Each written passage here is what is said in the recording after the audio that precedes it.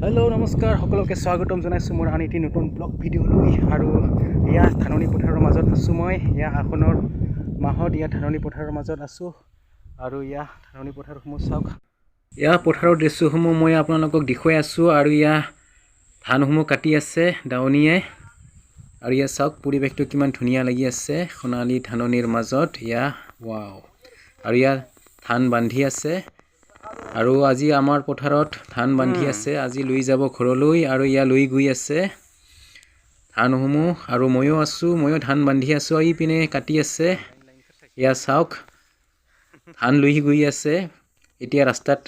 ধানসমূহ দাঙি থৈ দিব তাৰ পিছত ইয়াৰ পিছত গাড়ীৰে ট্ৰেক্টৰেৰে ঘৰলৈ লৈ যাব আৰু ইয়া চাওক লৈ গৈ আছে ৰাস্তালৈ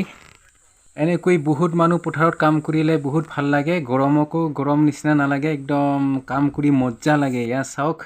কিমান মানুহ ধান কিছুমানে ধান বান্ধি আছে কিছুমানে ধান উখাই আছে ৰাস্তালৈ আৰু ইয়াৰ পিছত ট্ৰেক্টৰেৰে ঘৰলৈ লৈ যাব আৰু ইয়া ময়ো বান্ধি আছো আৰু ইয়া চাওক ইপিনে বান্ধি আছে ইপিনে লৈ গৈ আছে ৰাস্তালৈ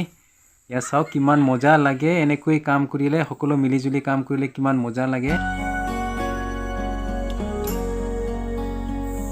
আজি ধাননি পথাৰৰ মাজত আছো আৰু ইয়া ধান উখাই আছো আজি আমাৰ ধান উখা এতিয়া ময়ো ধান উখাই আছো ইয়া চাওক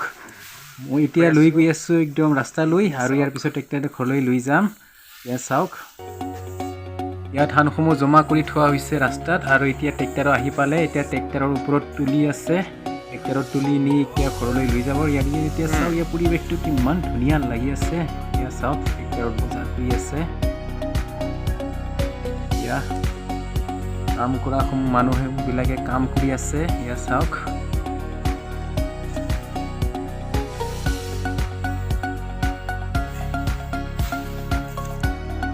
ইয়া ইতিমধ্যে ধানসমূহ ট্ৰেক্টৰত